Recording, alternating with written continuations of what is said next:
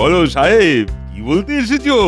রেজে, coming 1st জানুয়ারি আমাদের new year, নতুন বছর।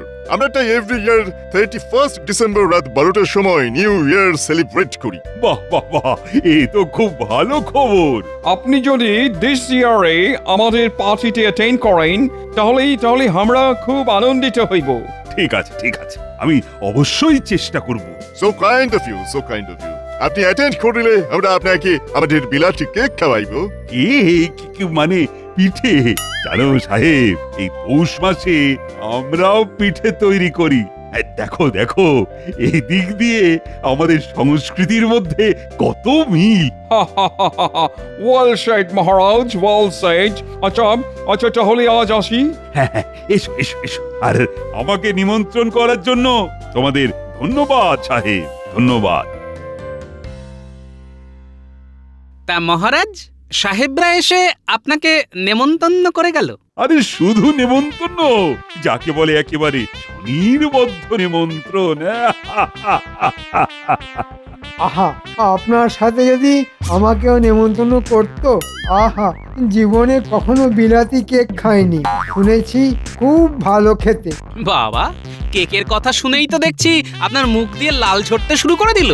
দেখেছেন মহারাজ, আমি সরল সিধে মানুষ, সাদা মনে কাদা নেই, তাই আগ বাড়িয়ে মনের ইচ্ছা প্রকাশ করেছি মাত্র। আর দুঃখ পেতে হবে না মন্ত্রী মশাই।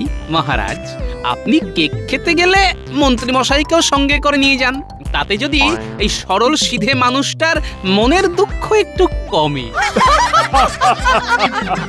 এই থামো থামো সকল, রঙ্গরসিকতা থামিয়ে আমার একটা প্রশ্নের জবাব দাও দেখি। আচ্ছা, গত পৌষ মাস থেকে এই পৌষ মাস পর্যন্ত তোমরা কে কি কাজের কাজ করেছো বলো তো?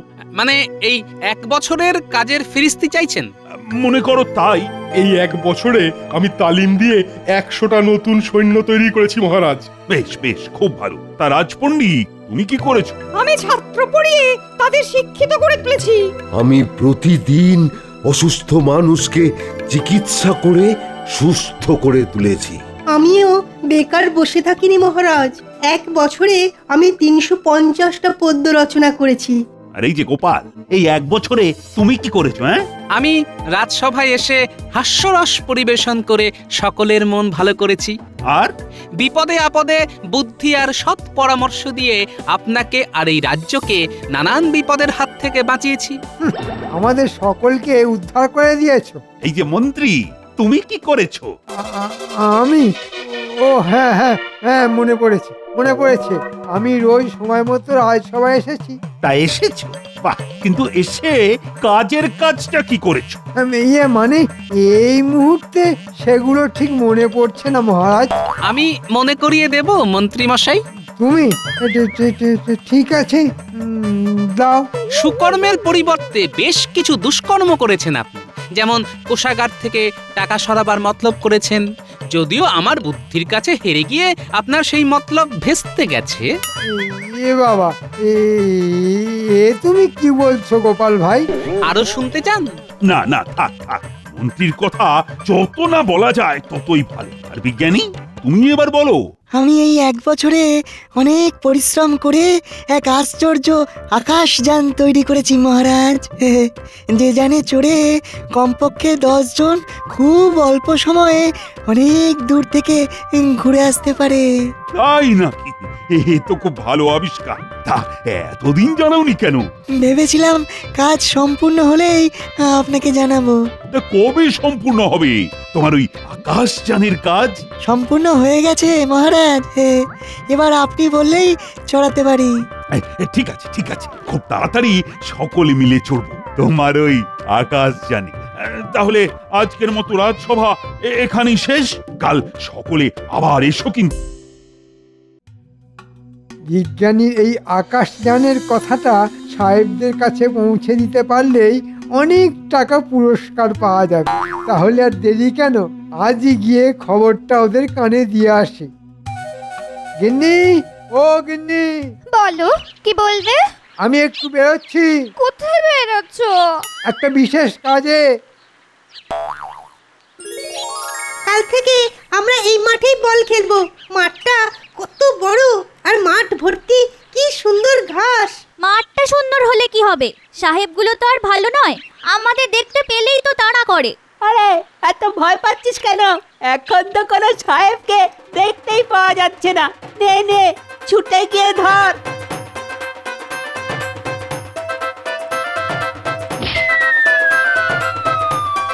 ক্যাবলার দল, বলটা ধরতে পারলি না? কিন্তু এখন কি হবে? বলটা যে সাহেবদের কুঠিতে ঢুকে গেল। চল তাহলে ভেতরে গিয়ে খুঁজে নিয়ে আসি। সাহেবরা যদি ধরে ফেলে? আরে পা টিপে টিপে যাব, আর বিপদ বুঝলেই মারবো দৌড়।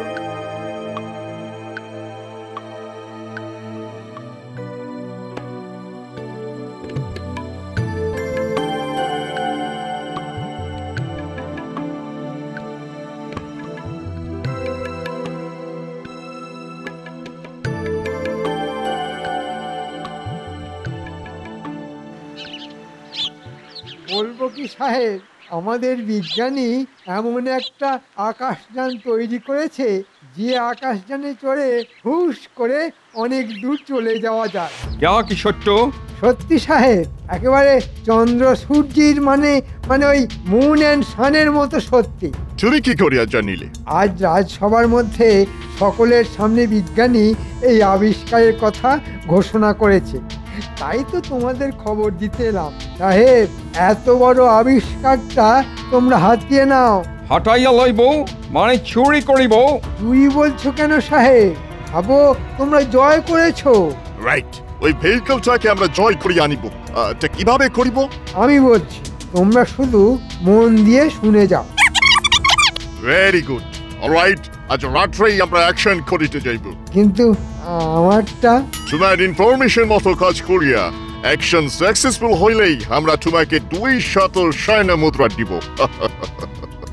ধন্যবাদ সাহেব। তাহলে রাত 12টার পর বিজ্ঞানীর বাড়ির সামনে আমি অপেক্ষা করব। অলরাইট। বলিস কি রে, এত দূর? হ্যাঁ দাদু, এত দূর।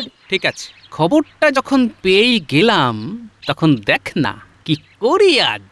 এমন একটা খবর দিলাম, আমাদের রসগোল্লা আর মাখা সন্দেশ খাওয়াবে তো দাদু?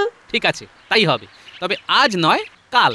আমি এখন যাই, বুঝলি, একটু সেনাপতির সাথে কথা বলে আসি।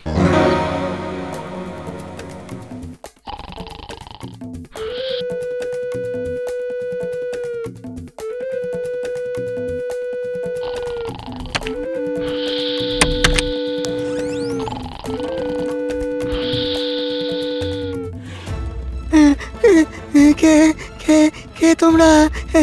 কি চাই? কুইক! পোড়া কপাল, এখানেও সেই গোপাল। আমি বাবা পালাই।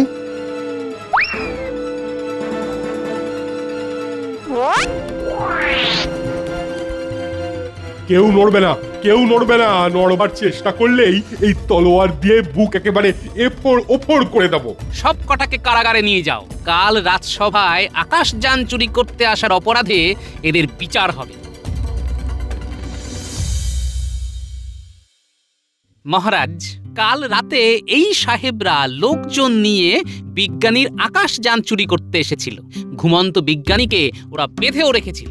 বটে সাহেব, সাহেব তোমরা এত খারাপ? একদিকে আমাকে অনুষ্ঠানে যাবার জন্য নিমন্ত্রণ করে যাচ্ছ, অন্যদিকে রাতের অন্ধকারে গোপনে আমার বিজ্ঞানীকে বেঁধে তার আবিষ্কার চুরি করতে এসছো। এর শাস্তি কি জানো?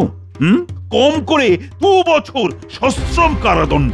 আমাদের পানিশমেন্ট দিলে আপনার মন্ত্রীকেও পানিশমেন্ট দিতে হইবে। কেন কেন কেন?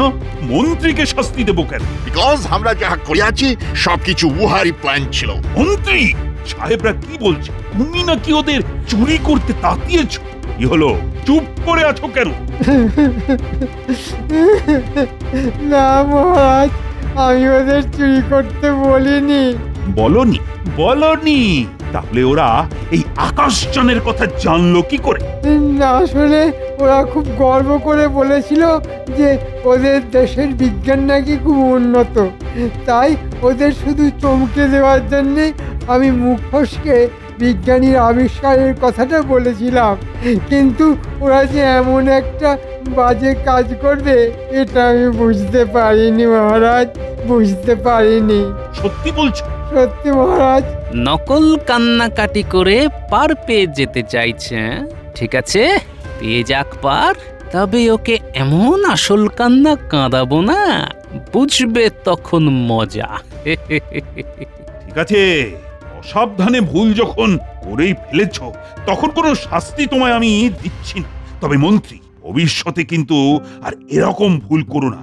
আর সাহেবরাও কিন্তু রেহাই পাবে না, ওদের 2 বছরের সশ্রম কারাদণ্ড ঘোষণা করছি। যাও যাও, এদের কারাগারে নিয়ে যাও। ট্রেটার মন্ত্রী, আমরা তোমাকে ছাড়িব না। We will see you. কিরে, কেমন খাচ্ছিস সব? ভালো ভালো ভালো, খুব ভালো গো দাদু, যাকে বলে একেবারে পেট পুরে।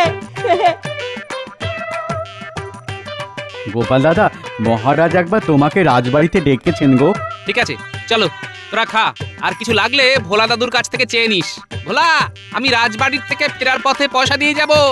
ঠিক আছে, তুমি যাও। মহারাজ, হঠাৎ খবর পাঠিয়ে আমাদের এখানে ডেকে আনার কারণ? আরে বাবা, বলবো বলবো, শুধু গোপালকে আসতে দাও।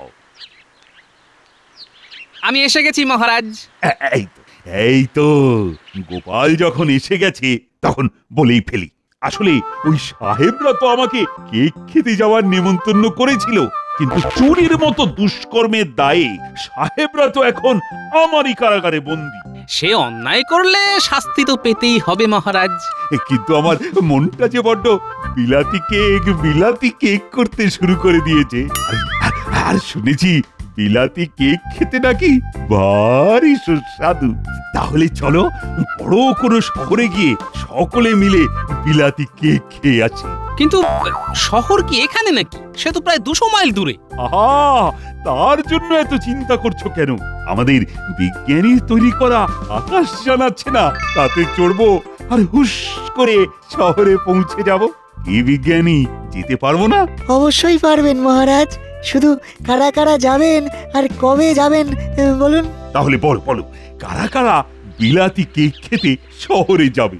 সব থেকে আগে মন্ত্রী মশাইয়ের নামটা লিখে নিন মহারাজ। বিলাতি কেকের নাম শুনলেই ওনার মুখ দিয়ে লাল ঝরতে শুরু করে দেয় যে। দেখেছেন মহারাজ, গোপাল আবার কেমন টিটকারি কাটতে শুরু করে দিয়েছে। রেগে যাচ্ছ কেন মন্ত্রী? তুমি যাবে, অবশ্যই যাবে। তা আর কে কে যাবে বলো? আমি যাব মহারাজ। আমিও যাব। আমিও যাব। ঠিক আছে, চলো সকলে মিলে একটু বিলাতি কেক খেয়ে হইচই করে আসা যাক। কবে যেতে চান মহারাজ? তবে কালই চলো।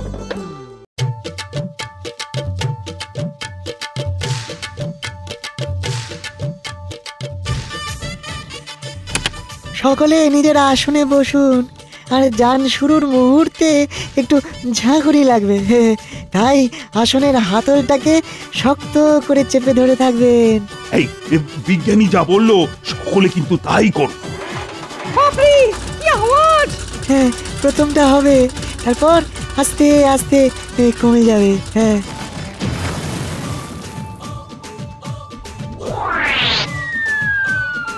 বাহ বাহ বাহ বাহ, আমরা কেমন মাটি ছাইয়ে মেঘের ওপর দিয়ে উড়ে চলেছি। সত্যি সত্যি বিজ্ঞানী, ধন্য ধন্য তুমি, আর ধন্য তোমার আবিষ্কার। আমরা এখন শহরের এলাকার মধ্যে চলে এসেছি। এই তো উঠলাম, এরই মধ্যে শহর এসে গেল। মহারাজ, এই হলো আকাশযান, বাতাসের বেগে ছোটে।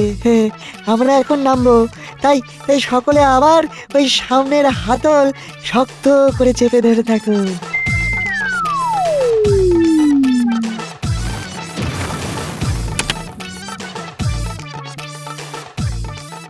হ্যাঁ, সকলে এবার এক এক করে বেরিয়ে আসুন, আসুন আসুন।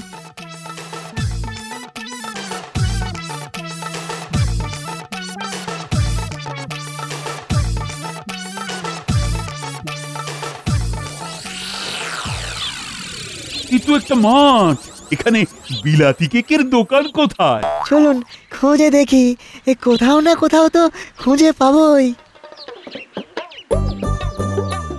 ওই দেখুন মহারাজ, বিলাতি কেকের দোকান। বাহ বাহ বাহ বাহ, খুব ভালো খুব ভালো। কত সহজে পেয়ে গেলাম। এই চলো চলো চলো তাহলে কেক খেয়ে আসা যাক। ওহে দোকানদার, তোমার দোকানের সব থেকে ভালো কেক আমাদের প্রত্যেককে 4টে করে দাও দেখি। এক্ষুনি দিচ্ছি বাবু।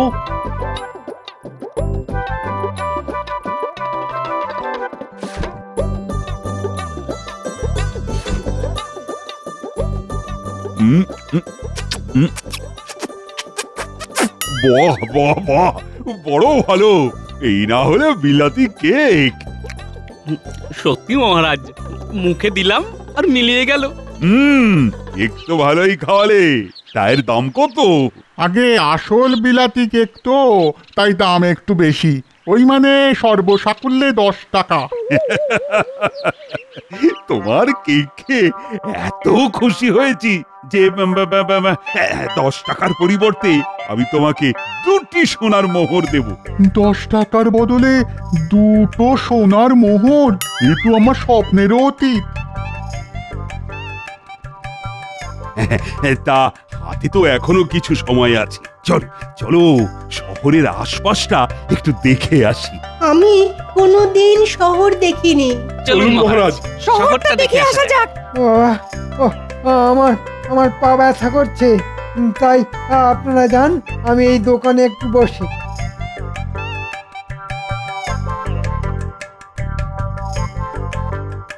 এখানে এসেও মন্ত্রী আবার কোনো বদমতলব আঁটতে শুরু করে দিল না তো? একবার দেখে আসি। মহারাজ, আমি চট করে একটু আসছি। পায়ে ব্যথা বলে মন্ত্রী এলো না তো তুমি আবার কোথায় যাচ্ছ? আগে প্রকৃতির চাপ মহারাজ। যাও, তবে আমরা কিন্তু এখানে আর আধ ঘন্টা মতন থাকবো। সময় মতো আকাশযানে চলে এসো। ঠিক আছে মহারাজ। শোনো, আমাদের মহারাজ তোমাকে 2টি সোনার মোহর দিয়ে গেছেন। একটা তুমি রাখবে, অন্য মোহরটার বদলে যতগুলো বিলাতি কেক হবে সবগুলো একটা বাক্সে ভরে এক্ষুনি আমাদের আকাশযানে পাঠিয়ে দেবে। কিন্তু আপনাদের মহারাজ তো এসব কিছু বলে গেলে না। মহারাজ ব্যস্ত মানুষ, তাই হয়তো বলতে ভুলে গেছে। আমি তার মন্ত্রী, তাই আমি যেরকম বলছি সেই রকমই করতে হবে তোমায়। আমি এখন চললাম, তাড়াতাড়ি পাঠিয়ে দাও। ঠিক আছে, পাঠিয়ে দিচ্ছি। রাজাটা ভালো, কিন্তু মন্ত্রীটা দেখছি খুবই কঞ্জুস। আপনি আবার ফিরে এলেন যে, কিছু বলবেন?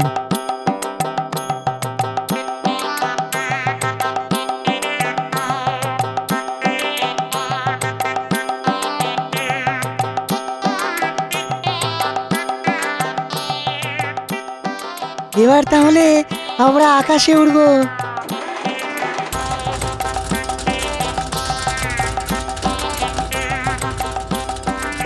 দাঁড়ান দাঁড়ান দাঁড়ান, এই বাক্সটা রাখুন। কি আছে এই বাক্সে? আগে নিজের গ্যাঁটের করি খরচ করে কেক কিনেছি, একেই বলে বুদ্ধির জোরে করে খাওয়ায়।